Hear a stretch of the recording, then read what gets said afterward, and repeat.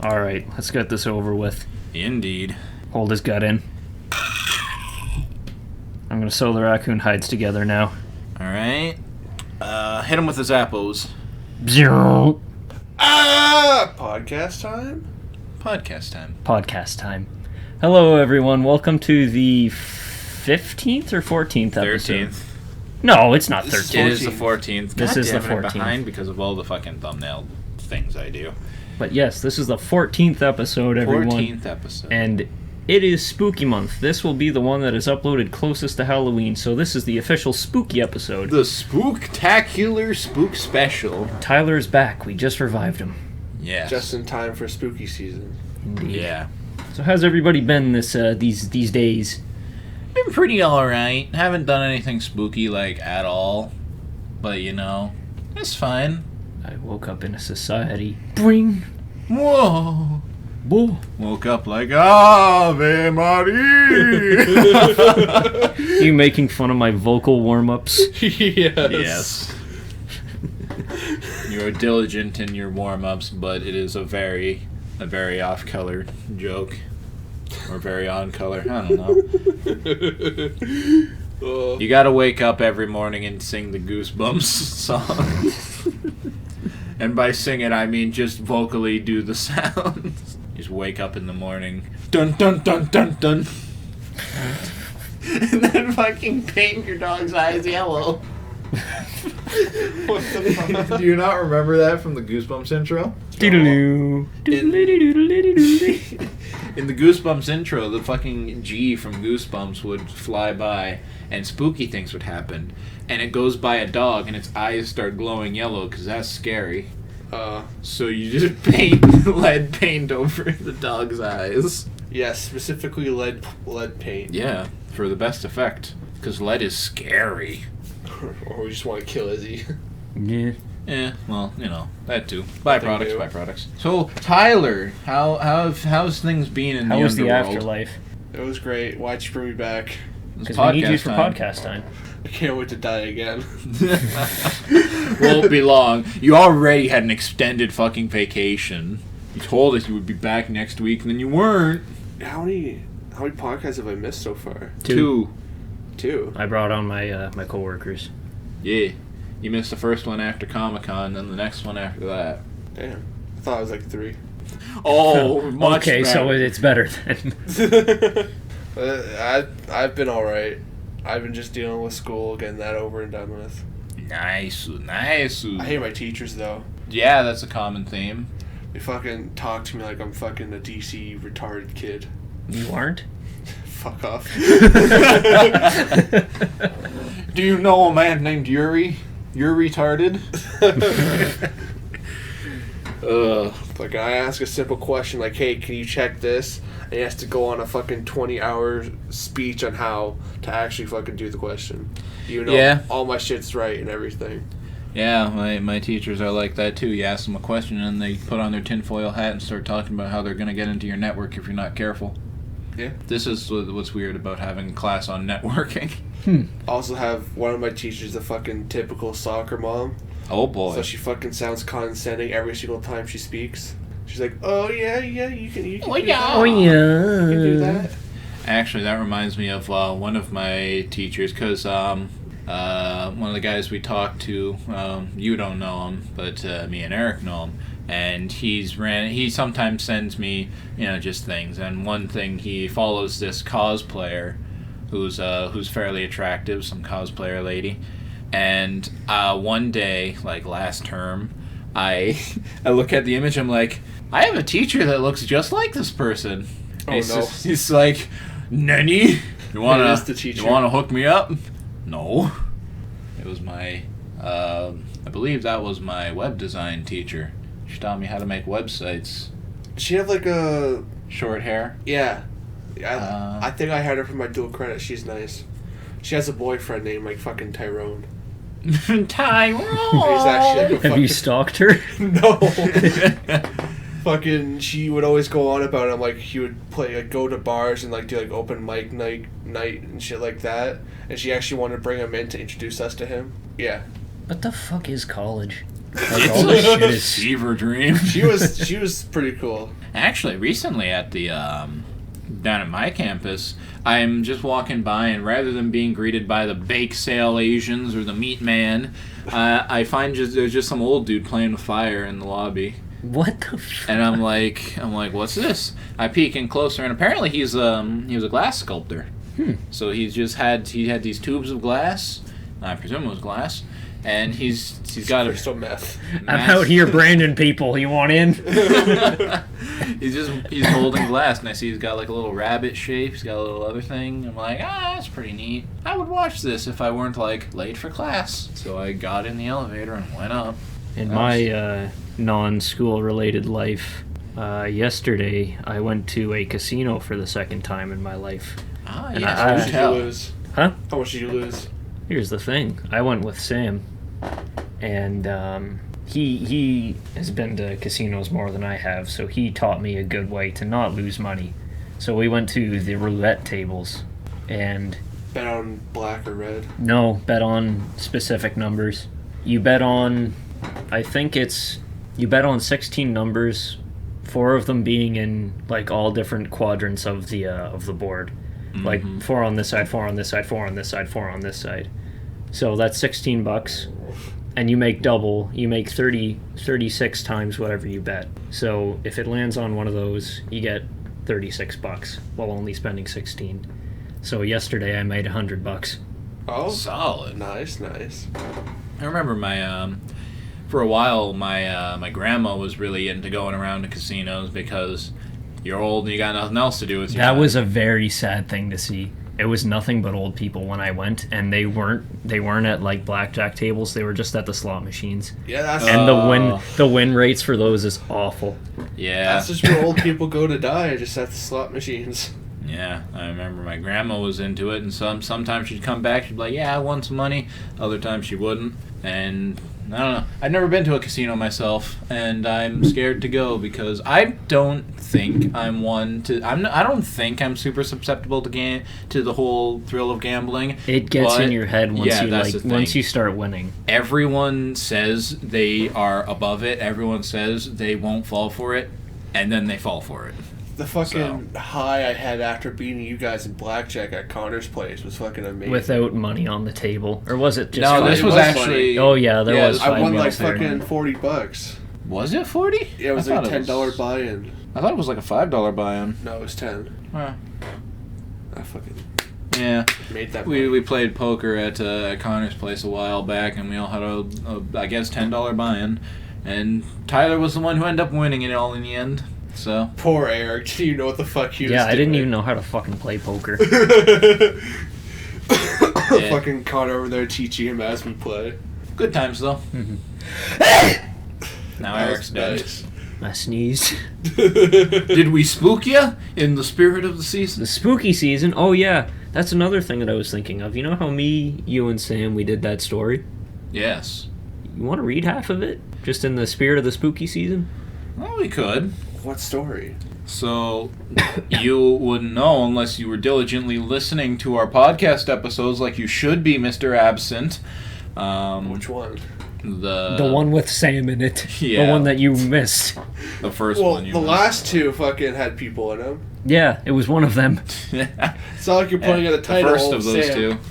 But anyway, we had talked about writing with Sam, and one of the things we brought up is the idea of we each write a paragraph for a story. And, someone writes a paragraph to start it off, another person writes the next one, pass it on to the next person who writes another paragraph, and we just keep rotating until we finish it.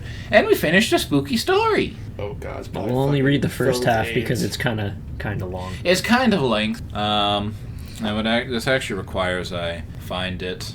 Oh, I have all 3 set up here right You now. fucking already pulled it out and everything. Yeah, preemptive. Yeah, he's on top of the spooky season. You want me to read it? Oh, yeah, sure, if you'd like. Alright.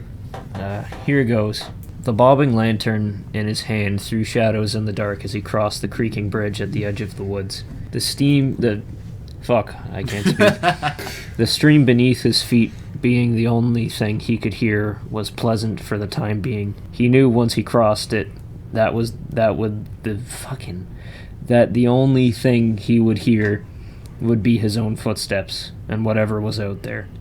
The sheriff traced the engravings on the side of his rifle with his thumb as a distraction, something to keep him busy, over and over again caressing the heavy lead slinger's valleys and edges. He met with the gravel road and looked up at the dark purple sky, just as it disappeared underneath the twisted and gnarled branches overhead. He put on a brave face to hide it, but the sheriff couldn't deny to himself that he was terrified. He heard old stories of great beasts stealing cattle and carrying them off in the night, but the thought of something, slaughter all the livestock and most of the farm family in one night made his skin crawl. He hoped with all his heart that it was just some sick joke, but the way that young man barged through a small office covered in blood and screaming for his life, he knew there had to be some sort of truth to it, to what that boy had to say. As the sheriff crept along the gravel road, he soon met with an opening through the small woods. Here the gravel road had ended, but trails of dark red splatters without any specific patterns laid waste upon the grass field. Immediately the sheriff covered his mouth with the intention of vomiting, but also shocked at the scene of the Bernard's family's farm. He tried his best to keep his lantern up in front of him to see further ahead. His right hand trembles on its own as he tried to grip his rifle as hard as he could. He first walked up to the barn to investigate if any animals were still in there. As he approached, he heard a tiny breath. He gripped his rifle tighter as he slowly puts his lantern down and goes to open the barn doors wider. It creaks open. He had heard more quiet breathing and could not get a hold of himself anymore. He runs inside the barn immediately. He vomits. The sight and stench of some of the farm animals, mainly their remains or limbs left over, made him keel over. As soon as he was able to process and stomach the situation, he stood up and walked further in. He could hear it, the breathing. As he got closer to the source of the breathing, he found something he would not have expected to see, or rather someone. There in the bowels of a sheep was a baby boy, laying there barely awake or alive. He stared blankly, transfixed by the child, a bastion of innocence amidst the swath of cruelty. New life in a sea of death. The shadows in the lantern glow danced and flickered along the back wall of the barn, shining in spades and horseshoes hanging on the walls as the child's breath labored in and out of his newborn lungs. The sheriff couldn't look away from his unexpected discovery, not until the lantern's light from the doorway was blacked by a large, fleeting shape. With a start, the sheriff spun around, with his fingers on the trigger, coated in vomit and mired in the blood and guts, to face his assailant. In that instant, all the sound was silent, save for the breathing of the child. Inhale, exhale. The rhythm of breath soothed the rapid beating of his heart, and as the seconds mounted into a full minute, he lowered the gun and turned to the young boy. As tenderly as possible, he picked up the child, who made no efforts to resist nor complaints to being disturbed.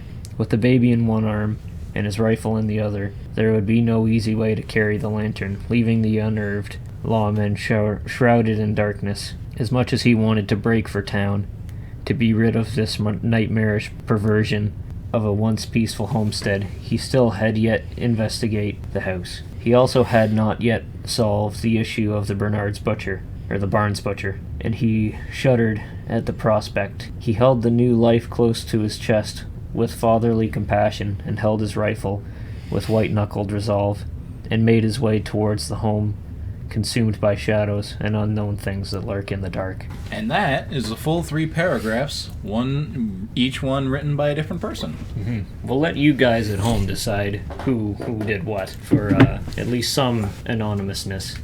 I think I know which one you did, specifically because the way it was actually written. I noticed a few errors that are like just either typos or grammatical errors that seem indicative of the way you've written before. Mm-hmm. So that's how I tell. I have a very bad habit of not rereading what I've written down. Mm-hmm. I've noticed a few in the one I wrote as well, mm-hmm. where there was just like, one of them was like, I think it auto-corrected to something when I didn't want it to, and other stuff was like, I missed like a connecting word, but, you know. So yeah, that was a spooky story. Mm-hmm. It ended. It ended. I mean, it's not like we're actually publishing this, right? Yeah. Fucking... because obviously we take it whatever direction we want. So we had kind of set it up where he's with the baby, and by the end of the story, the baby just kind of dies. Yeah. What the fuck? A monster appears at the end, and it has, the description of the monster. And Somebody makes it so that the monster comes out of nowhere and just slaps the baby into a wall. He just slaps it into a wall, and it thuds and dies. I'm sure that fucking Eric does. I'm not saying who did it. If it was It could Sam, have been he's me. fucked up. It could was have been funny. Kyle. It could have been Sam. Who knows? I mean, you never know. You've never seen my writing. I'm not a good writer. I can make bad things happen. But anyway, we started another one. Only me and Kyle have gotten our chance to write on that one yet. Yeah, I still haven't seen your part on that because we. I'll gotta let wait you for see it when Sam gets to it. I wanted to actually write so much more because I had so many ideas for it. But I did too. I just wanted to let Sam take it because if I kept writing, I would have just. You would have Finish finished the the novel. story. I would have finished the story. Yeah, we had started up a sci-fi one because whoever ends the story, the next person has to start a new one. Mm-hmm. So of course Eric passes it off to me and says, "It's up to you to start a new one." So I'm sitting So there Eric like, ended the last one. No. first of all, we didn't end. We only read halfway through the previous one. You don't know how many chapters are after that or paragraphs, but I had to start the new one, and I'm thinking, well, we did a horror one, lawmen and barns and woods. Evil monsters. Barnes and Nobles. Yes, exactly. Now let's do a sci-fi because I actually like sci-fi. It's hard to write sci-fi, but I tried, and I was trying to get this whole thing of I was trying to describe my mentality of what the planet and location was like. I wanted to be kind of like a cyberpunk, semi-cyberpunk, also dark neon streets and stuff, kind of like Blade Runner and all that. Yeah.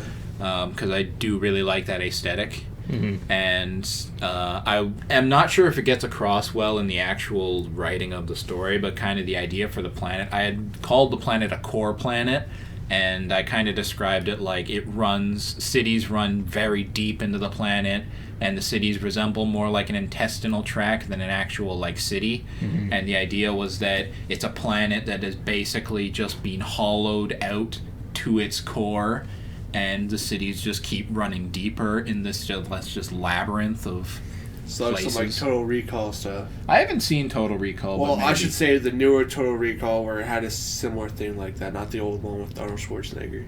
I need to watch Total Recall, but maybe. I've seen the original one, but I haven't seen the new one. I think the new one's on Netflix if you're ever interested. I don't know if I will.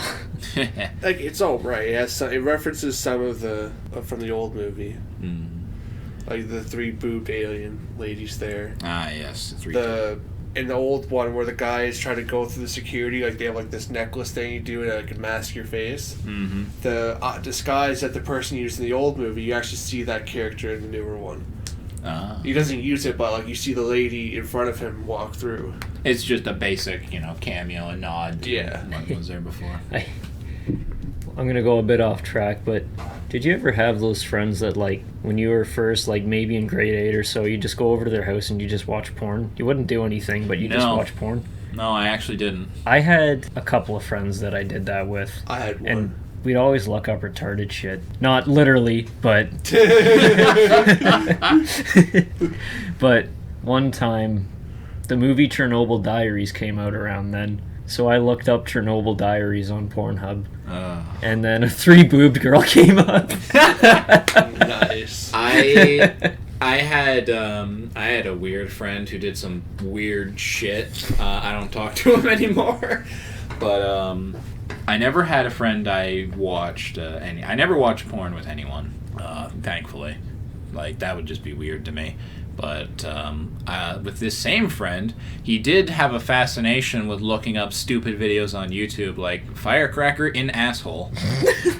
So I've seen a few videos of firecrackers in people's asses. Why? I don't know. It's being a kid, a big stupid kid. especially YouTube around that time, you could legit search up stuff like that and find. Yeah, videos. they didn't have much in the way of like Censoring, age restriction moderation or anything. all the I way still back remember. then. I mean, even after that, I remember there was one. I remember that one video that was just going around making its rounds, and it was a person with a camera up their vagina or whatever as they had sex. And I remember the thumbnail is just the head of a penis. And I see this in my suggested. I'm like, first of all, why are you suggesting this to me? Second of all, why is this here? I don't want to watch it. But, I think I originally saw eel soup on YouTube. Ugh. Yeah. But back to the writing. For my section, I'll let you see it when you see it. But for this one, I wanted to make it a little bit more dialogue heavy because that's something that I need to practice. Actual interactions with characters. Yeah. That's one thing. I wanted to kind of set up the character. I gave the character a name. I named him Maverick because sci-fi names, am I right? Mm-hmm. But I kind of described him as this... I kind of described him as he's scarred up and he's clearly been through something, but he's not like your typical rough and tumble dude, or at least he doesn't have to be, because I've made it a point where he's trying to fit in by smoking, but he really fucking hates it. Mm-hmm. So I kind of left that open because I wanted to see where someone takes it, and I didn't want to take the reins too hard on that. What I wanted to do is I just wanted to build the world and see what you would do with it, because you'll also notice the second half of it. It was a very long paragraph I wrote, Mm-hmm. but the first part of it's describing the planet and the city, and then it goes into a bar, and I describes just some alien races that are there. So there's some like insect people, and there's some four-armed dudes wearing like gas masks and shit so they can breathe, and a little gray alien because obviously there is. It has to be. They're a staple. Yeah, honestly, it's actually a callback to a story I wrote way back when. Really? Because I used to write a little bit, not much, but I did write a little sci-fi story that was about a little, and by write a little sci-fi story, I mean I kind of started it off, but it didn't really go anywhere, and it was kind of about this small ship of ragtag mercenaries. One was like a person whose body was destroyed and replaced with like military grade android shit. There was a black robophile mechanic. There was a pilot who was like Hawaiian shirt kind of guy. Always gotta have that one guy. Yeah, and then the everyman main dude, and it was kind of a callback to that because the way I started that story was like it starts at the end where they all die. Because I had just kind of a monster idea where he's like, using sci-fi gizmos to try and fend off these monsters that are basically like a parasite that basically grow in your bones.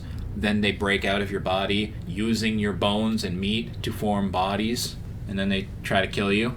And I had set the next chapter in this bar where it explains kind of the different people, and I remember the gray aliens were specifically supposed to be the small guys that communicate very sparsely, but they are the like leading military power, not because they are an actual military, but because they just have the biggest guns.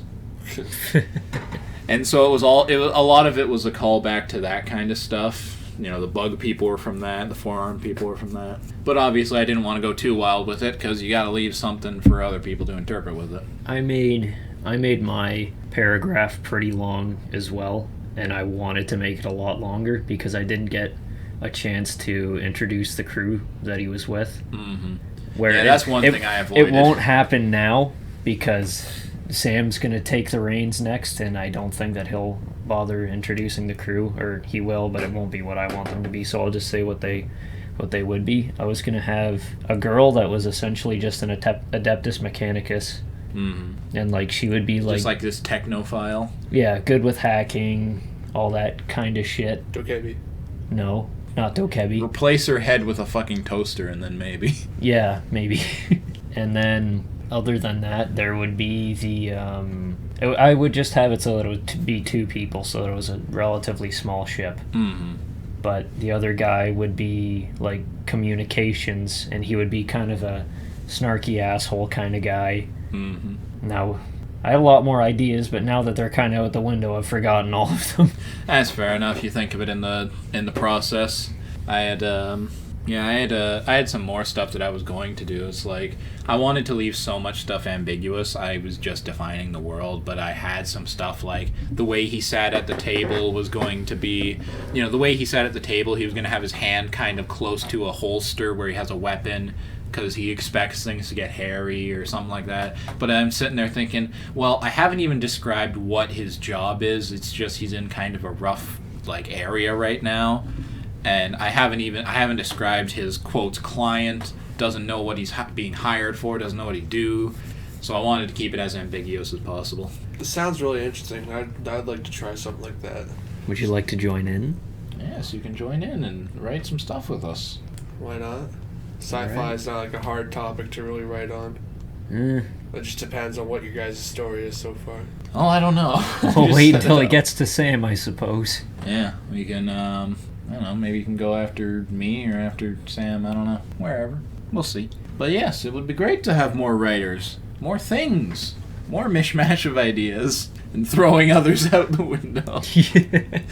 That's kind of why I like it too. Like, it's hard to do in one hand because it makes it so that you can't plan ahead, but it makes you have to kind of move quick on your feet to think of something. Yeah, and you just kind of take the pieces that have been presented to you and put them together, which is, it's admittedly fun because, I'm sitting here thinking of all these things I want to do and all these ideas, but I'm like, I don't know how I'm going to connect them together. I just want the thing to happen, so it's nice to have someone else build it up, and then you're like, yes, the thing can happen now.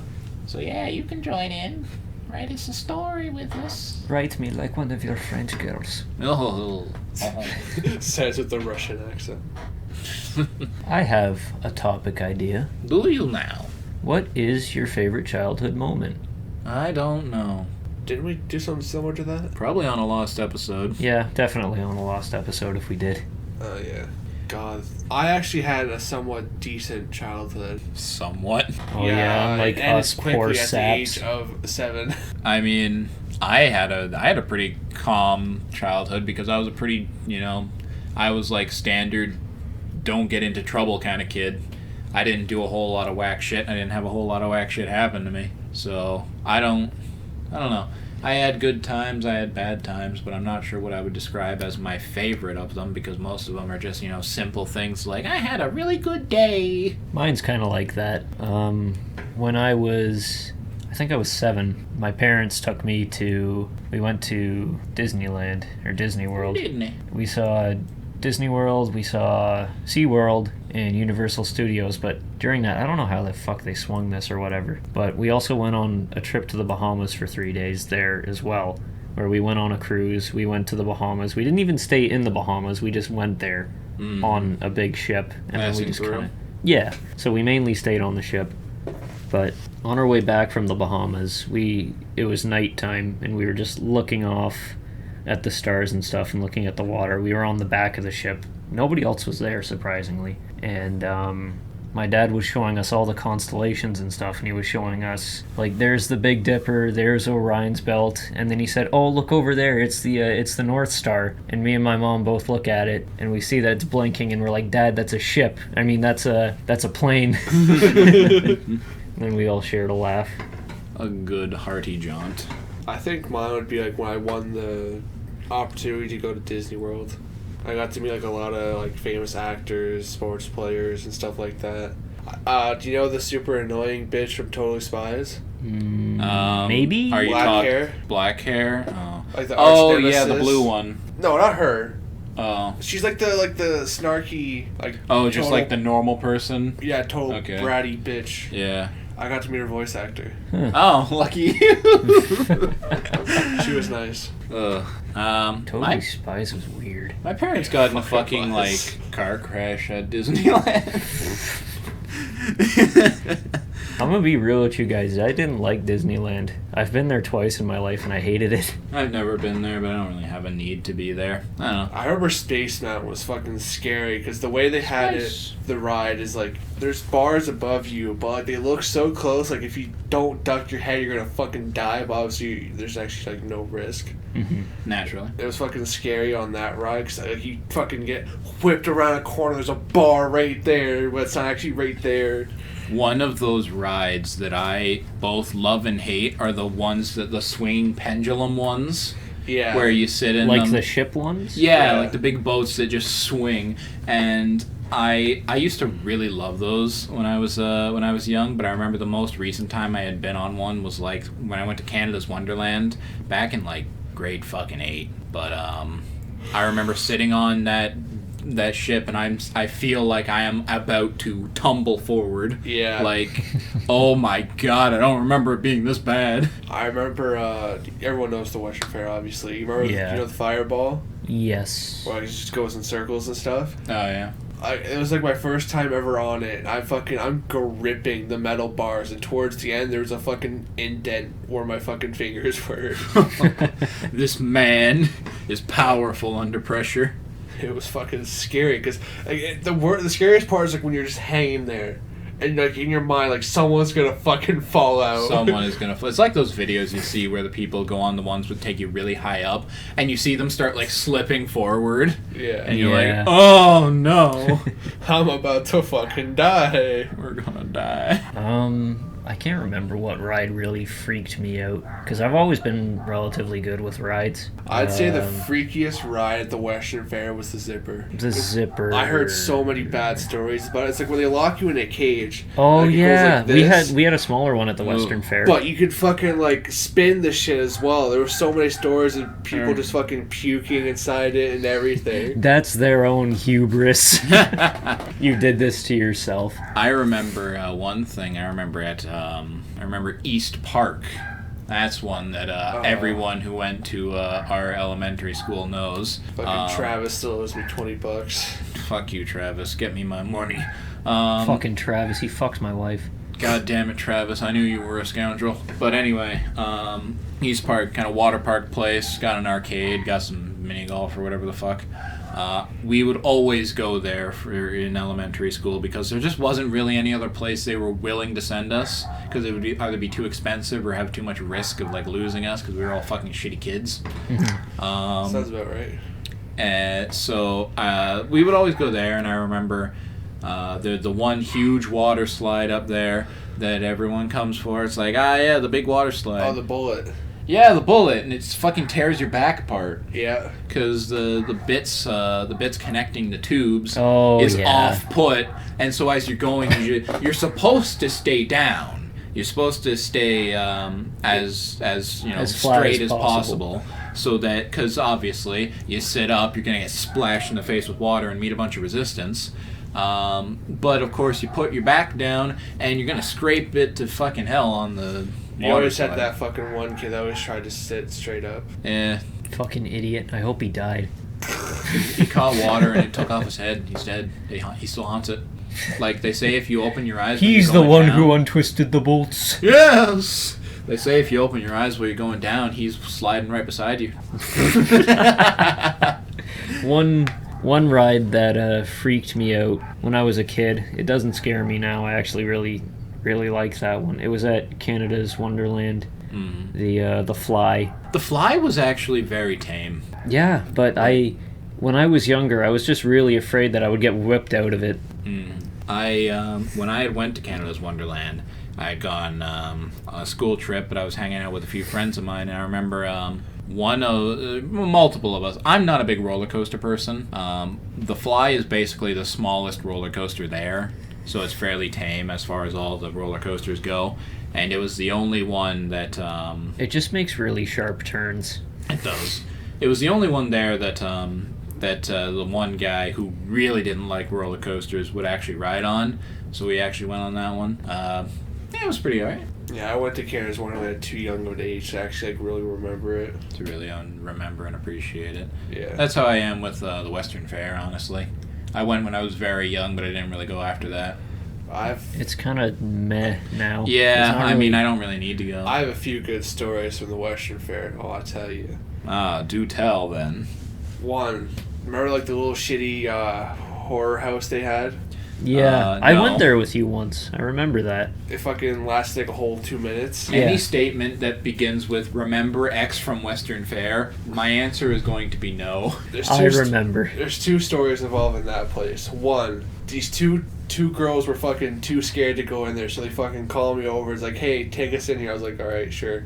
Take us in, kid. And as we're fucking going in, they're both holding onto my arms, and there's this one corner where a guy will jump out. It's like chained to the wall, obviously, and the loudest scream I've ever heard in my life from fucking both of them. I think my ears were bleeding. That was kind of fun.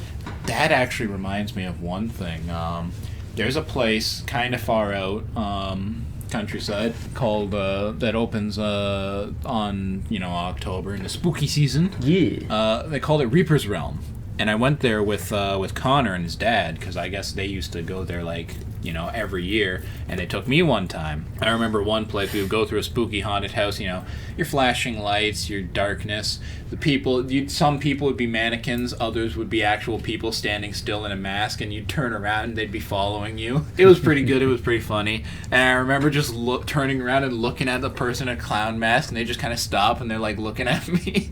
So I'm like, I see you, do the fingers to the eyes thing. Should have fucking squeezed his nose. He just kind of looks at me like, hey. But at the end, the best part was at the end, where you kind of reach this outside clearing that kind of looks like a cornfield, and you have to walk forward where there's kind of this barn, and it kind of horseshoes around for the exit. But when you get close to the barn, a man kicks open the door and starts and just takes a chainsaw and chases you out with it. So that was pretty cool. I remember that being a fun opportunity. Well, to go with the second story, this one was a lot better. This one's Oh boy, less screaming. grade A. I pissed myself laughing type shit. Oh, that sounds great. Fucking, I think it was my second last time going. Obviously, when teenagers and adults go, they'll sneak in alcohol, As they do. drink. So me and my brother's buddy go into that, and he's drunk out of his mind. So as we're going, obviously we get scared here and there, but it was towards the end where a guy's half in a cauldron, full of slime or some shit, and he pops out at you. All I heard was a loud ass thud. Then I look over at the guy, and he's just in the corner I'm just there laughing my absolute ass off. It's just pissing myself. I was expecting you to say that you or your friend fucking decked him in the nose. But he was in the corner. Oh my god. Pale as fuck. I'm just there That reminds me, I think it was 2 years ago or something. Me and my dad, we went to the Halloween haunt at Canada's Wonderland, and it was kind of meh. They don't really try and scare you if you're a guy. They just mainly go for the girls because they actually scream. So I wasn't really spooked safe. at all. Yeah, but they did have a haunted house set up there, and me and my dad went through it, and it was all kind of cheap scares and whatnot. But at one point, there were 2 girls in front of us. Oh. And there was a lady that was just kind of sitting there on a chair, and she was made to look like a bride, and they got close to her, and she jumped out and scared them, and one of them went, ah, and she fucking decked her right in the face. And then we were like, holy fuck. So me and my dad, before anything happened, we kind of scurried away before anything would get shut down, so we would keep going through it before all the lights turn on. We're like, don't fucking touch the actors or whatnot kind of thing. So we get all the way through it, and then some short dude in a reflective vest with glasses on comes over to me and my dad, and he said, did you guys touch one of the actors? And we said, no, we didn't. Whoa, we saw him get knocked the fuck out. We didn't touch any actors. That was the people in front of us. And he said, I don't know. They were saying that they looked a lot like you guys. and I'm thinking that it's a joke at this point. Because it's I'll get an actual scare out of people, make them think that they're in trouble or something. The damage control scares. Yeah, but this guy, he kept pressing. And then it got to the point that my dad said, look, buddy, I didn't fucking touch an actor, and then we walked away. I'll touch one right now. It's like that one infamous YouTube clip of the fucking guy interviewing the black guy. The guy comes out with a recycling bin and it's just knocks him the fuck back. Garbage day. The guy just drops in, the lid closed, and that's where it ends. Guy just gets fucking clocked. God, that's why I would never want to do that kind of thing. Because I would just expect to get my nose broken. Yeah. You see it all those times, like back in like 2016, where like those pranks gone wild in the hood type shit. Ugh. You always see like the fucking black guy will bust out a fucking Glock, shoot you right there and then with no fucking hesitation. Especially when those guys would be like in like your fucking ghetto uniform, like shorts, those baggy shirts. They'd be like, "Yo, you got beef? You got beef?" The black guy would square up. He's like, "You got beef?" And it's just fucking beef jerky in his fucking shirts. You see, at least that has an actual punchline. I remember. Yeah, the other ones just have punches. Yeah, I remember seeing some old prank YouTubers and stuff, and I remember one. It was like a guy goes to people's cars when they're standing nearby, and he has a hose, and he's got water in the hose, and the joke is that he's got a jerry can that he spits the water into, and he's supposed to look like he's siphoning gas out of their tank. Yeah. And I'm like, there is no punchline here. The only point is that these big, like, black guys whose, like, expensive cars you are supposedly siphoning gas from are going to come over here and beat the shit out of you. Yeah. And, of course, he reveals at the end, "Yo, it's just a joke." And I'm like... After he's already getting his shit pushed in. Yeah. And I'm just like, I don't understand these jokes. It's like, have a punchline to it. I'm glad that they've mostly died out. Yeah. Oh, yeah. I remember one, like, it was even just a cheap, stupid joke, but it's still, like, kind of touching somebody's important stuff. Like, stuff that's important to them, where kids went over and they got that fake dog vomit or whatever, and they put it on some guy's Ferrari. So the guy came out of the store and he said, "What the fuck is this?" And they're like, "Haha, funny, we got you." And he pulls out a taser and he shoots one of them with it. I mean, honestly, what happens is, like, a lot of these jokes aren't even particularly funny. I think it was the same dude who did the siphoning thing. He did one joke or one prank on his wife. And this one was not great. He has 2 young children, very young, toddlers, and he had his... Was it he kicked one of them off the railing? Yeah. He had the kid dressed up as Spider-Man. Roman Atwood. Yes, that is the one. And he... I love that prank. He had his kid dressed up as in a full body Spider-Man thing, so you know. And then he had a mannequin about the same size as his kid dressed up in the same costume. And he was just playing with his kid. And then when his wife wasn't looking, kid goes and hides, and he takes the mannequin and he flubs it up and flings his kid down over a railing into the lower level. And of course his wife's is screaming like, "Oh God, what did you just do?" She runs downstairs to like check on her kid, pulls off the mask, and it's just a fucking mannequin. And I'm sitting there like, either she's in on this and there's no real point, or you just fucking gave your wife a heart attack over nothing. I'd feel like bad for doing stuff like that. I would too. That just reminds me of this one guy or this one YouTuber who's like known for doing like really bad pranks. Decided like, "Hey, I'm gonna give my kids laxatives." What the fuck? And fucking record the aftermath. That's like, I know call that Child Protective Services on that They shit. did that, but then... Was that Daddy 05? No, Daddy 05 is a completely different fucking situation. That was just straight up child abuse. I thought it was the same, but... Now it's some black guy, I can't remember his name. Ugh. But I do actually know that. It was like a major thing for a while. Like, people were like, "Bro, fucking call child services." Like, what the fuck? You're not meant to be doing that to your kids, and they're young. They're like maybe like 7 and 5. Yeah, well, first of all, you don't slip a drug to your young children. I get it's only laxatives. Laxatives is a drug. Yeah. But it's, haha, I made you shit yourself. How embarrassing. Yeah. That's just mean. That's like scarring. Yeah. Yeah. They won't be trusting any drinks. But then that situation blew over. Nothing bad happened. Yeah, prank videos are a breed that I'm glad died out. That fucking Daddy 05 though, holy fuck. Yeah. That whole situation was fucked up. What was Daddy 05? You don't know about that? He basically would quotes pull prank. It was him and his wife, but they would pull quotes pranks on their children. I think I know about this. And where they just full on screamed at their kids. Yeah. They screamed at their kids, and it's like they would, spill something on the carpet so it would stain, and they'd be like, "Why'd you stain the carpet?" And the kids, of course, were like, "I didn't do it," because they didn't do it. And they'd just keep screaming at him, and the dad would come in, "What the fuck is this?" It was awful. They lost their kids. Good. Yeah. The guy, the dad decided, after, a year after the whole incident, made a video coming back, but then, apologizing, this is what it was like, this is what happened. And everyone's just like, bro, fuck you, go away. You lost the game. It's over. Shut the fuck up, guys. I didn't mean it like that. You fucking bastard. Tell the whole story just to say you lost the game.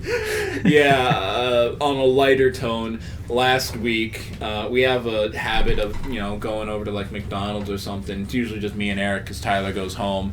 But we go and sit in our little corner, and we just talk while we're in McDonald's. And I told Eric a whole huge story that someone might know. I'm not going to tell it here, but it's the one about the king with mood swings and has a ring to fix them. But instead of the intended ending, which is the ring says, the ring is supposed to say, "This too shall pass," but I replaced it with, "You have lost the game." And fucking Eric got so mad. He gets up out of his seat and he's like, "You fucking..." Oh, You should have recorded it.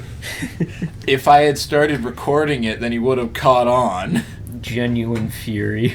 He didn't. He had no clue I was about to hit him with that fat game loss. You tell the story, then as he's about to fucking roid rage, that's when you record. Would have been a good one to record, but nah. That's how I punked Eric. This is my prank channel. The only thing we do is lose the game. Eric made the mistake of acknowledging it, so he did in fact lose the game. It's a hard knock life. It's a hard game life. Yes. I hear that you're rocking your spooky metal shirt. Yes, my spooky shirt of a woman whose face is tearing itself apart, and tongue and teeth. I was gonna say, Kyle actually got a new shirt for once, then yeah, I remember he got that. Yeah, you were there. Yeah, you were there! So what was your Comic-Con experience like now that you you're can out, tell actually it? here. It was great. I had a lot of fun. It just sucks that I spent over $80 within the span of 2 minutes. Big money Monty over here. Ooh, here comes the high roller. Yay, there's the high roller. It sucks. I wanted to save some money for food because I hadn't eaten at all that Burgers whole are day. pretty good. Burgers were meh.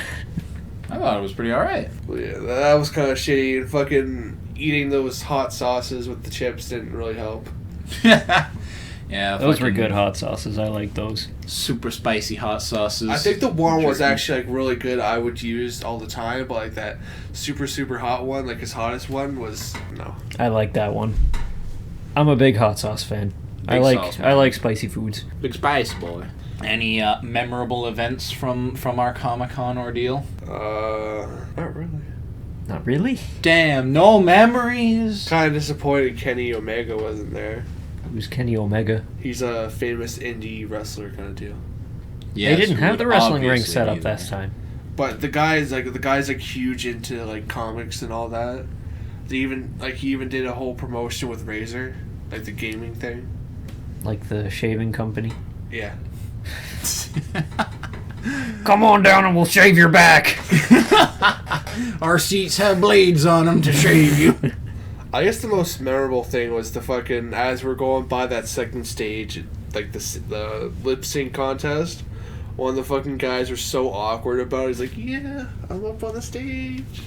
Oh, wasn't that the one where the other person doing that was a furry? Yeah. Yeah. Oh yeah. They had this lip sync. They had a separate stage from the big one. I don't think they even had anything on the big stage, or at least not any time that we Nothing were. notable, because I think the most interesting thing they had was probably the one lady from Star Trek. Yeah. That was about it. But even then, none of us know who the fuck she was. But they had another smaller stage set up. and they just had a lip sync battle there for some reason, and they just had people come up and they would play a song and people would pretend to sing it because they're lip syncing. And we went around one time and there was a guy that was obviously unsure of if he should be doing this, and then the other person that was way into it was a furry. I'll say the sickest thing I got to see at the fucking Comic-Con was seeing Rook, fucking Alibi, fucking Sledge. who else? Huh? Yeah, Sledge was there. I helped Sledge put his sledgehammer back on his back. Sledge, I think there was a Brit. A Brit. Maybe Smoke or Mute. But I don't think I saw one of them. As we're walking around, my eyes were fucking peeled looking for Rook because I wanted to take a picture with him. Oof. I never saw him again. I remember. You should go as Montang. Let's find a way to fucking make a shield, and I will. All right, it's done. I remember he's sitting there. Crap, the fucking He had, as you can probably tell, he had less money there than we did. But so he's kind of like rationing out his money. He's like, I see something here that I'm got my eyes on this. I think I want to get this, and I stroll over to the side, and then I come back. Hey, there's a set of Dragon Balls over here, and he just looks at me. What? Dragon Balls? I was so sad. Like they had the very big ones. Like the set said. I like the very big balls. Yes. Yes, fit in your palm and move them around. Shake your balls. Do you remember that old video? No. It was the old Tyler 1 video where he was like, oh, shake your balls. Oh. And they would bass boost it. I never watched it. Tyler 1 was just one big fucking meme. Was he still a meme? Oh yeah, he still is. He has some moments here and there. I haven't seen him like make any good memes in a while though. But yeah, Tyler wanted the big Dragon Balls, but he could only get the small balls. They're mid. The Dragon Smalls. I actually at that place there was these there were these glass kind of crystalline Pokeballs that had like little hologram things in them that looked like Pokemon. Mm-hmm. And I couldn't get one because I didn't have the cash for that, but I was looking. They didn't have any of the ones that I would want either. Yeah, I was looking. I'm like, I can't see my faves. Where's my faves? The closest one that I would have gotten would have been Absol, but nah. I was hoping if there was a Miss Magius one there, I would have gotten that one in a heartbeat because that's my favorite Pokemon. Who is your favorite Pokemans? And why? Snorlax. Your Snorlax. Your Pokesona. Mine would be Vaporeon. Vaporeon is my favorite of the evolutions. Mm-hmm. I just think the evolutions are trash. I think that you're a piece of shit, Tyler. I think you're a fat fucking Snorlax. I always felt like the evolutions and all that shit was so overhyped. I thought some of them I don't particularly like. I don't like Flareon and I don't like Jolteon and all them. I just don't think they're very appealing. But I like Vaporeon because it actually looked like a very notable diversion from Eevee. Yeah. And I like that one. I mentioned my favorite was Miss Magius, which is a ghost type that for some reason is really hard to fucking get in all the games, but I like it. I like that one because she's like ghost type is my favorite type because it's the best type. But I like the big hat and the silly little smile and the ghostly visage. It's just a really nice looking Pokemon that I like, and it's a ghost type that can do psychic shit. What's the evolution that's like the heart one? The heart one? Like the pink one. Oh, the Espeon. fairy version. Yes. Yeah, that's Espeon. Or Sylveon! I remember... It's Sylveon. I kind of like that one, but I remember one sad comic where it showed one that was crying, and the trainer was yelling at it because he was like, I wanted you to be a Flareon or something. And the entire reason that they change into that version is because you give them enough affection, and then they show that back, and it's like, oh my god, that's heartbreaking. That gets deep. How could you even be angry about that? There's a lot of fucking depressing shit in Pokemon, like how Charmander's life is depicted by the flame on his tail. If that flame goes out, he fucking dies. Oh, I mean, even the classic stuff like Cubone in the Mother Skull. Yeah. Pokemon's got a lot of fucking weird shit. And like Driftloon, it's a balloon. It's got little hearts on the end of its little balloon string things, but it picks up kids and takes them away. Yeah. They never come back. What the fuck? Like, it's an actual lore thing. Like, kids go out to catch Pokemon, and then a Drifloon comes by, picks them up, and they are gone forever. Interesting. He's What was fucking another weird. one like that? Hypno. Or what was that guy's name? Was it Hypno? I think there is one called Hypno, but there's like It's like a little fucking pedophile, and he has like the little Yeah, that's Hypno. Yeah. That little fucking pedophile. Yeah, a lot of weird fucky Pokemon stuff. One I love the most is Psyduck. You want to know why he's always grabbing his head? Because he's having Isn't a it fucking because he's aneurysm? got like constant headache pains because of his psychic power? He's a constant fucking migraine 24/7. If it gets too much, you legit explodes in psychic energy, and it fucking one shots anything. He was one of the main Pokemon in the Pokemon movie. I love Psyduck. Psyduck was cute. Wobbuffet was another cool. I like, oh god, I can never remember the name because it's fucking stupid, but the, like, pre-evolution of Wobbuffet. What was it called? It was, like, smaller and it was cute and I like it. I think I know what you're It's- talking about. Why Not? Its name is Why Not. What? Yeah, it's, like, spelled really funny as one word, but if you pronounce it, it's like, Why Not? And I think it's cute and I like it. I like Munchlax. Is the pre-evolution Snorlax. Munchlax is a cool He dude. just fucking ate everything. Another thing that always got to me with Pokemon as well, it didn't make me sad, but it made me like tear up with joy, like hearing how if the trainers are in danger, like the Pokemon will put their needs before, or put the trainers' needs before theirs. Yeah, I think that was like a thing that that Gardevoirs do. Yeah, where they like, create a small black hole. Yeah, they create small black holes when their trainers are in trouble. And it's like massive psychic energy and shit. I like Gardevoirs. They're cute. Gardevoirs are nice.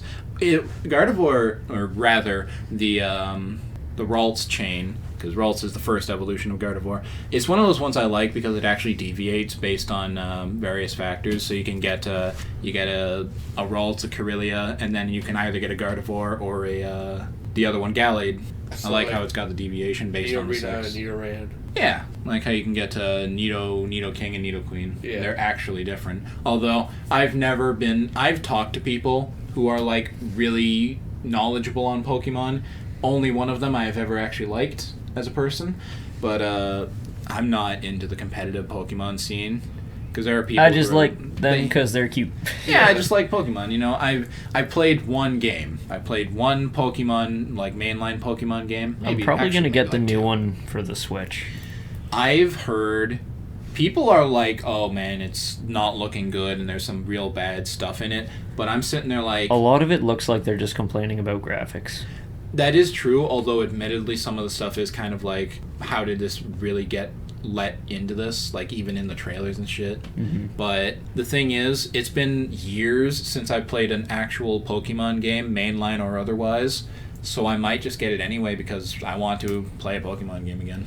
Another big complaint is they aren't going to be having their entire roster Yeah, of the like national every, decks. like how long has Pokemon been on for? Like It's how been long? on for a long Early 90s. Like I don't think that they can get too angry about not being Well, able there's to like- have every single Pokemon. There's like in it. 12 generations. Exactly. And the thing is, right, I think there should be a full national dex, but simply because Pokemon is about collecting.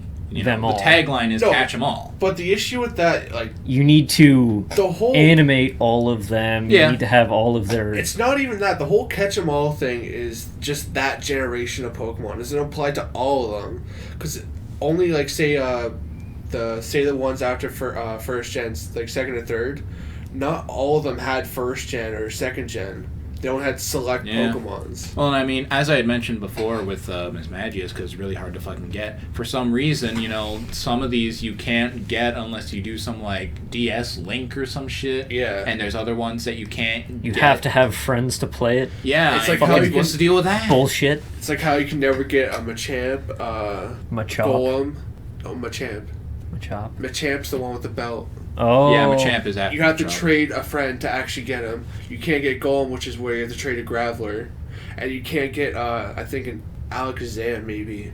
I think you can get Alakazam naturally, but I don't know. Hmm. But Yeah, there's a few and it's Pokemon like that. I'm not this massive Pokemon guy, so it's not like I'm going to, you know, be constantly hurt over the international dex thing. And I get it. I get the region thing. It's just, you know, It's been so long since I played Pokemon. I don't want to go back and buy the old Pokemon games if I can just buy this new one. But it's going to be real disappointing if, like, all my favorites are not there. Well, you gotta realize, when they're taking Pokemon from, like, old gens, they're taking the fan favorites. Like, in the new one, there's Rapidash, which is, like, the flaming horse. And apparently, she's getting... they're making a Galarian Rapidash. Yeah, like a fucking... They're making, like, a third evolution of it, basically. Yeah. And it's fucking gay. Although there's also some shit, like, because apparently they're bringing back Coughing, who is it's like the multiple, like, purple balls that just spew poison and shit, floats around. They're bringing them back for the new one, but for some reason the Galarian one just wears a top hat and has a mustache. And I don't know why. And that's one I'm like, kind of, I don't know. But one I do like is the Zigzagoon, because I'm not sure if you know who Zigzagoon is, but it's basically like a raccoon or something. I used to as my utility Pokemon. Yeah. And he's a cool dude, but they have a new variation of him that's based on Kiss, so it's all like black and white, and it's got a long tongue. He's kind of neat, and I actually like him. That's another thing. Another sad, depressing fact. You remember Executor? Executor? Executor. Yeah, the Eggman, Tree Man. You know why he's so small in the old gens? Why? Because it's sick and fucking dying. Oh. Because then you find out in, like, the Alolan version where it's like a fucking giraffe. That's Executor at its prime. Oh. So the reason why it has no fucking neck is it's sick and dying. Nice. Buzz, we're having intense conversations about Pokemon here. No time to talk to your mother. Why the fuck? For those who don't know, my mom's fucking dead. Oh, I defaulted to mother because I've got 2 of them. That's fucked up. It's the spooky episode. Spooky episode. She's calling. Who was phone? Hook, hand, door, car door. Oh, fuck. It's like one of those shitty videos you see nowadays. Oh, Pennywise called me at 3 a.m. No, it's my mom. Pennywise called me at 3 a.m. He's borrowing the milk. He needs me to pick up some eggs for him. Boss baby with fidget spinner and Minecraft? Not clickbait? Oh, Roblox? Roblox, oof, Boss Baby, Minecraft, Hero Brian? Get your free V-Bucks. Hero Brian in Fortnite? Whoa! Fortnite 2 Electric Boogaloo. That's a thing now. Yeah, Fortnite Chapter 2. I have not played Fortnite since it was originally released. Did you actually play the original version? I did. I played when it was free. Well, it was always free. Yeah, because we played the Battle Royale a little bit. Yeah, we played the Battle Royale. That's the only one that I played. Yeah. They say like they're going to fully release the game, and that's when you get Save the World for free. Why? Nobody plays it for that version. No one plays it for Save the World. And when fucking Chapter 2 came out, where they fucking overhauled everything, people were so fucking mad they did nothing to save the world. Fuck the world. Change the world, my final message. Goodbye. Well, I think that the thing that people were most pissed about is that they actually reference Save the World in the Battle Royale. Like, in the new map, there's a gate that's infamously known for Save the World. I know nothing about Fortnite. Neither do I. I know too much. Too much anything. You guys ever played a cock hero? What? A cock hero. That just sounds like a bad fucking hentai game. It's just a rip-off of Guitar Hero. It is essentially just Guitar Hero, but you play it with your dick. Oh. So I wasn't too far off. So it's... No. Just go on Pornhub and look up cock hero. No thanks. Listen. It's like stroke to the beat. Alright. You've seen shit like the VR stuff, right? This game made me shit blood in 2 seconds. Not that. You've seen like the one VR rhythm game, right? Where you hit Yeah. Saber. You Beat Saber, yes. Alright, strap the thing to your dick and just helicopter it around. Just play through the fire and the flames like that.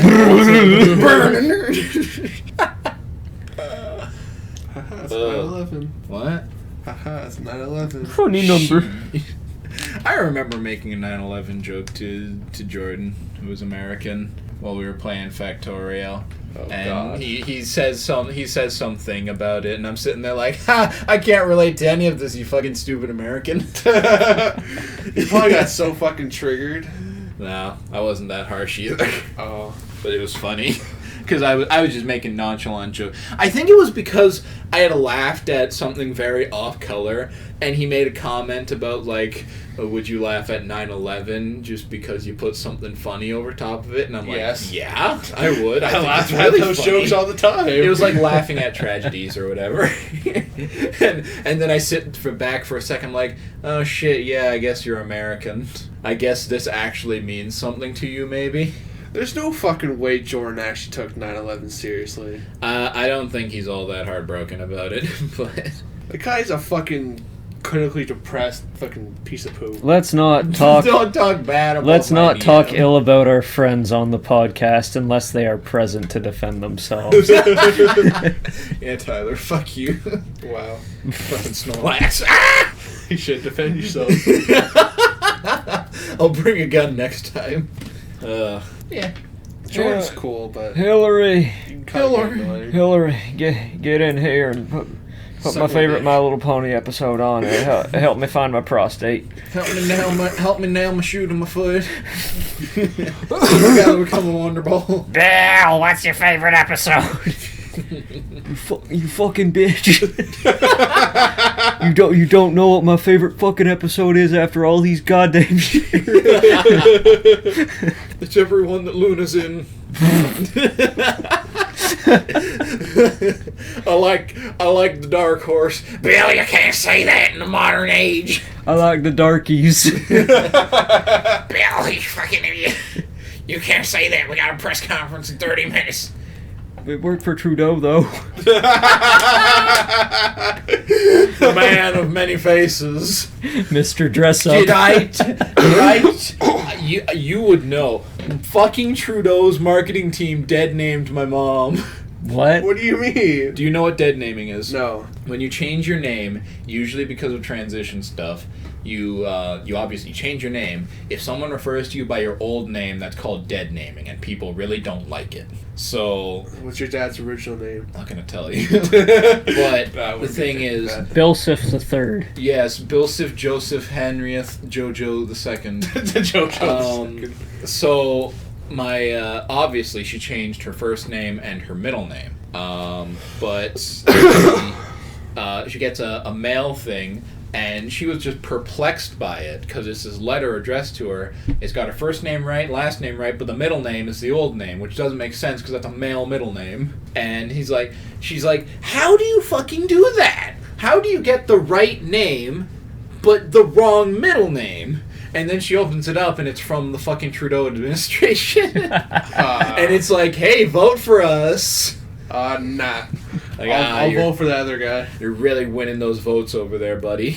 He got a lot of flack for doing the blackface thing, and it's really funny. Well, apparently, like, the story behind it is back in, 2001. What story does it matter? He's in fucking blackface. Yeah.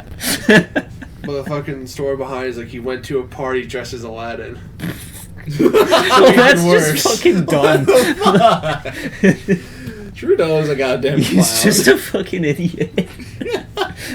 I don't even think he had any ill intent with it. He's just dumb. He's just stupid. Yeah, I don't believe for a second he had ill will. I just think it's fucking stupid.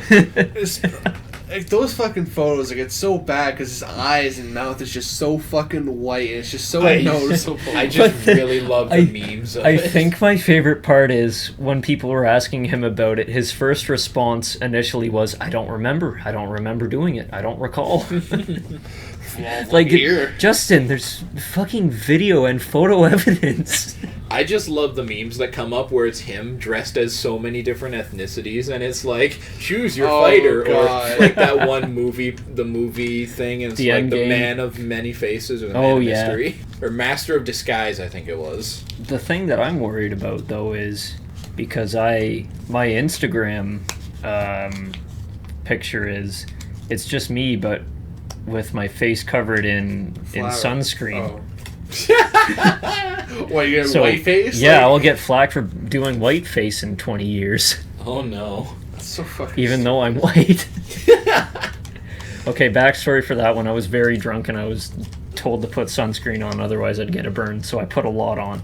It's like your whole fucking Tom Cruise thing. What if you remake The Thing, but it's Trudeau? And he just pops up with his many faces and black face. Just making the fucking alien screams. He makes other people wear blackface. Just rubs charcoal on their faces. It's cultural enrichment.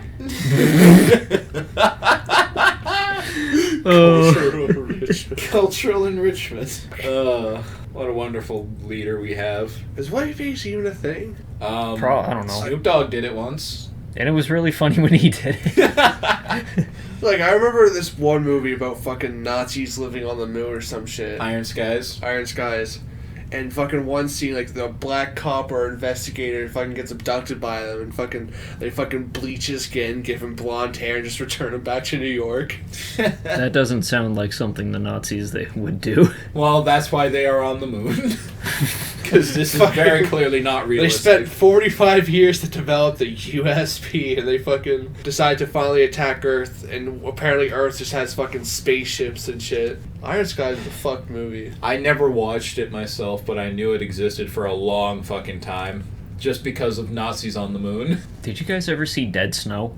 Is that where fucking Nazis come back to life? Yeah. Zombie I was Nazis in just the about to Arctic. mention that. I have never watched it myself, but I really I wanted haven't to. seen the first one, but I really liked the second one. I love the fucking... I don't know if this is the first or second one. There's this one scene where it's getting towards the end, and they're like fighting off the Nazis and shit, and one just fucking comes out of the snow and bites the fucking guy's dick That's the off. first one.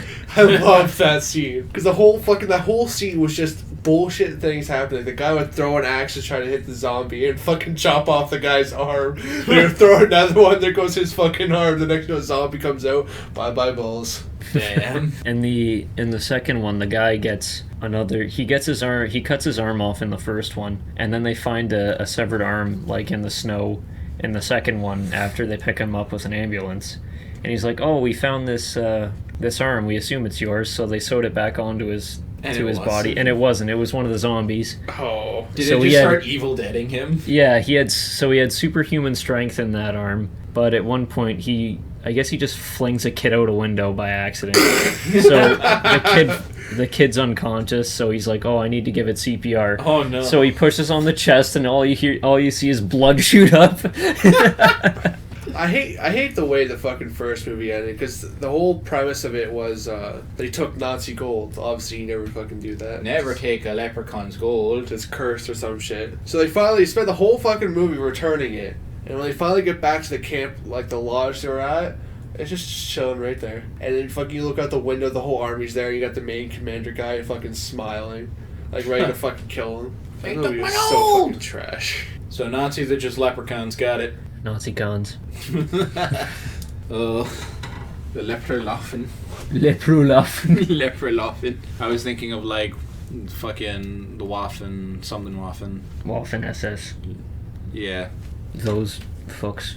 Yeah, them wacky customers of the Second World War. So yeah, spooky. Spooky Nazis. You know, it was a good game. Like I watched though. I wish I could have played it, but I actually watched it. Said Man of Meridian or something like that, or Man of no. It was made by the people who made Until Dawn, and it came out recently. Oh, I haven't seen anything about that. I know nothing about it. Please I've enlighten seen us. the title, and when you describe it like that, I know what you're talking about, but I literally know nothing about it. I would recommend watching it because it's a pretty interesting thing.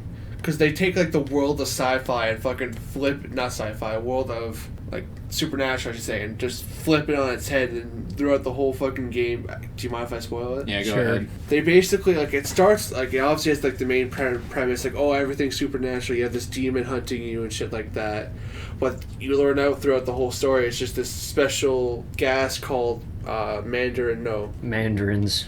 The demon are Mandarin people. Mandirian gold or some shit like that. And it's just a gas that fucking fucks with your mind. It's like if you produce more fear, the shit gets worse, and you find out like, oh, just So he's just hallucinating. yeah. So the whole thing, like, you got fucking some whack ass old lady sailor chasing after you. It was a pretty interesting game. I liked it. You see, I actually those like heavily story based where it's just only quick time events and decision making. I think those work best with horror stuff. Like Until Dawn was very good because it didn't try to tell like a deep story like fucking Heavy Rain did. It was just like, spooky. yeah, it's spooky. Here's a bunch of people. See if you can get them out alive. And it's like it's like it's a horror movie kind of thing. So the characters are pretty disposable. So if they die, it's not like you're gonna ruin everything. I like the glitch in Heavy Rain where it's just Sean. In the fucking cutscenes. But the person I watched play the game, his name is FaZe Jev, and he's the type of guy like who plays games like that. Jev. And like he somehow manages to keep everyone alive. But in his first playthrough, he made one fucking mistake, and it cost him everything. Oh, I hate those ones. It was the kind of situation like in that game it's actually genuinely hard. If you miss one quick time event, that character's basically fucking dead. Yeah, it was like that in things like Heavy Rain too. And he gets everyone alive. And the one mistake he made in one of the part of the games, you obviously have fucking sea pirates fucking come and take your boat. And they take this main piece you need to fire up the boat. So as he's getting towards the end, he's chasing after the guy who has the piece. He ends up going fucking berserk, shooting and slashing and everything. He falls into an elevator, and your job, like the quick time event, is just to grab it and walk away. He missed one button, and his fucking character fumbled and tossed it into the elevator shaft. But it did have a somewhat very bad ending. But no, there is no good ending. At some point in the story, you can access an old military radio, and you actually contact people, like they'll come and get you. And it ends with them flagging down the helicopter, and they're like, you hear over the radio, hey, this is a classified level 3 situation. And obviously when you hear that shit, everyone fucking dies. So the army man come out of the helicopter and fucking gun down everyone. Oh my god. He got the worst possible ending by messing up once. I remember back when I played Heavy Rain, I was getting into it. My first mistake was that, you know the bit where you're playing as a lady and you go find like the illegal doctor dude and he tries to kill her? Yeah. I fucked up like one button press on that, so she instantly got fucking killed. Oof. So that sucked because she was like very important to plot. But then the one FBI dude later on, when it's the final confrontation with the killer, you're fighting on a conveyor belt and the killer's throwing things at you and you have to dodge it using a button and press. I missed one button press, gets nailed in the head with the TV, and so he died right there. And it just fucked up the ending. And so and here's the funny thing about Heavy Rain. There are a bunch of endings where various numbers of people die. The best ending, I'm pretty sure, is where the kid you're trying to save dies, but everyone else lives. So I got a bad ending where a bunch of other people died, but the kid survived. So it was whack.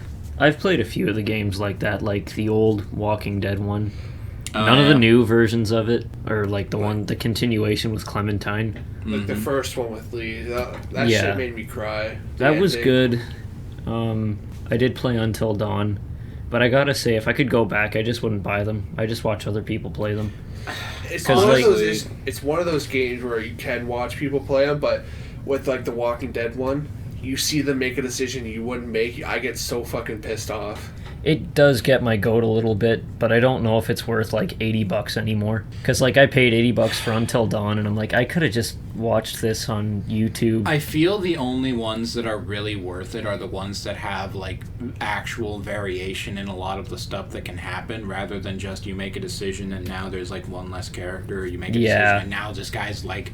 And it's very rare to find that too. The game I mentioned was kind of like that. Like you could make a mistake and it fucking heavily impacted everything. Yeah, and I mean that has some justification, but like, and the thing is, right, Until Dawn is probably my favorite game like that because first of all, it actually had like proper Wendigos in it, and I really like Wendigos. Wendigos are cool. They are really cool. But I liked it for that reason, but also, as I mentioned, it works really well in a horror setting.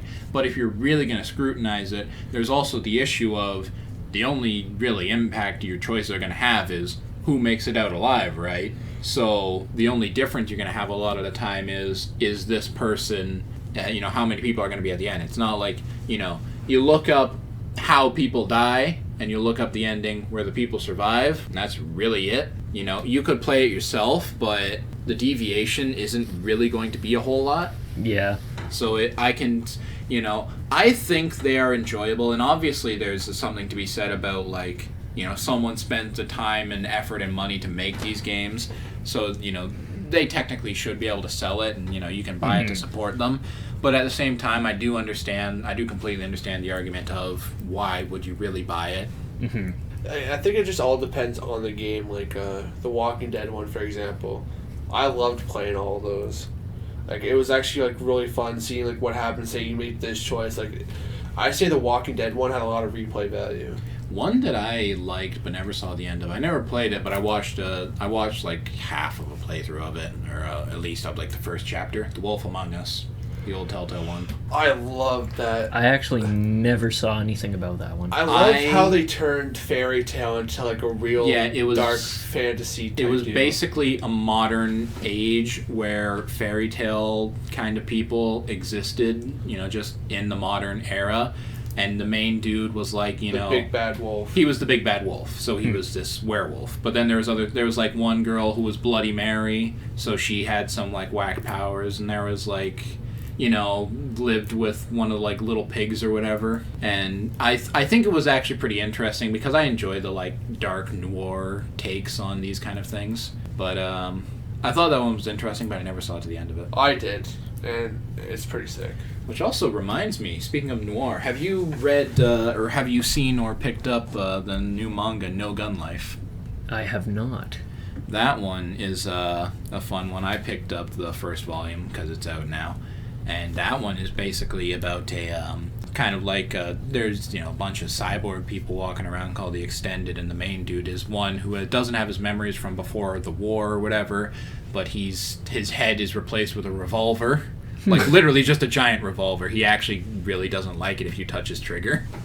But it was interesting because it was like this cyborg-centric noir thing, because he's like a private investigator kind of thing.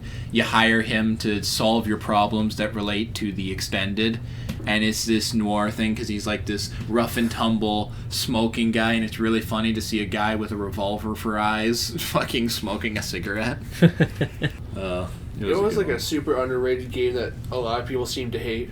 What? L.A. Noire. I liked L.A. Noire. I enjoyed it while I played it. I never finished it, and I don't really feel like going back to it. If you weren't playing the story, like, it was one of those games that it didn't feel like it even needed to have anything extra other than the story. Yeah, because like I tried free roaming in it. It's not like GTA where you can just rob places and run people over. If you kill a civilian, you lose. Restart. Yeah. Go back to the last checkpoint. But the one thing I loved about the free roaming, you can actually find things. Like you can, clues. But there's not a whole lot of incentive to unless it's related to your case. Mm-hmm. And especially, you can actually. I'm pretty sure at some missions you can actually go back and find old clues or old cases and stuff. But I love this one thing where there's actually like hidden jumps around the map where you actually fucking go through billboards and shit. I found that pretty cool. Buy the book. Indeed. Yeah, I enjoyed it while I played it, but it had an interesting ending. I never saw the ending. Do you mind if I spoil it? Well, I said I don't plan to go back and play it, so. You know the main guy you play as, the detective guy, right? Like Cole? Yeah, at some point you're doing this one mission and you switch between him and his buddy from the war times, and it ends. Well, I shouldn't say. Does it end with you killing each other or something? Or no. One kills the other? I think it's a situation where he got caught up in bad stuff, but obviously they're best friends kind of deal. Mm-hmm. So in the end, a sewer is flooding with water because a dam was open or some shit, and the main guy Cole or whatever sacrifices himself to save the army friend. but then you proceed that the army friend becomes like an arson investigator or some shit, and you continue playing as him for a couple more missions. So it goes the Red Dead route. Yeah. Mm-hmm. Like a lot of Rockstar games do. Yeah, I guess that was a Rockstar game, wasn't it? Fucking hate RDR2. The game's a fucking 100 gigs. It is. That's Fucking stupid. It's very large. It's very But large. still, like, it's fucking gay.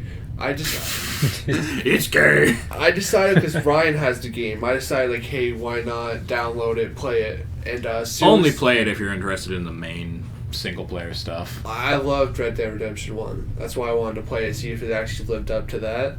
And before I could even download it, I fucking boot up my PS4 because I left it in rest mode overnight so it downloaded faster. And I couldn't do anything. Like, my system was lagging. Like, the internet, like, I'd go play Siege and I'd rubber band, get kicked from the game.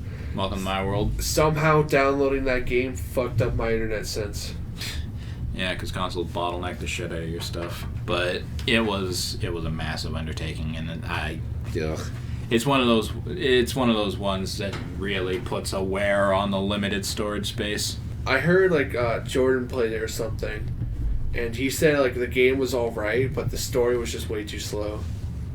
And especially for the way the story ends, it's just not worth playing. It is very slow and it's very long. That's kind of the point. I didn't even finish the story. I haven't yet. I actually do mean to go back to it so I can finally, like, with a clean conscience, uninstall it. But I didn't even fucking boot up the game. I deleted it instantly. yeah. I was like, this is not fucking worth it. I'm gonna delete the game, see if that helps. But no game should ever be a fucking 100 gigs to download. Nah, they shouldn't. But that's how the online model works now. You can't fit it all on a disc, so Go back to download PS2 where the worlds were fucking bigger, even though the graphics were shittier. But the worlds were 10 times bigger. Oh yeah, not even a gig. Like 100 megabytes. Those were the days. the good old days. I still want to go back and play some of the old PS1 games I got. I've still got some old, like, spooky PS1 games. I still want to play through Martian Gothic. I want to go back and play The Warriors. That was one of my favorite games as a kid. I could play that game every day, nonstop. I had a couple games like that back on, like, the Dreamcast. Fucking Jet Set Radio. I wish I could have played Jet Set when I was a kid. It was so cool. So much fun. I remember I played an old wrestling game. An old WWE game. Oh, fucking PS1. going back on the PS1. Yeah. Playing those games. I always played as Gold Dust because I thought he was really funny. If you actually like follow his actual career, he's just a fucking meme. He's Gold Dust, of course he fucking is. He spent most of his fucking early career as a fucking drag queen. Oof. Interesting. A very fucking dominatrix drag queen. Ugh. Interesting.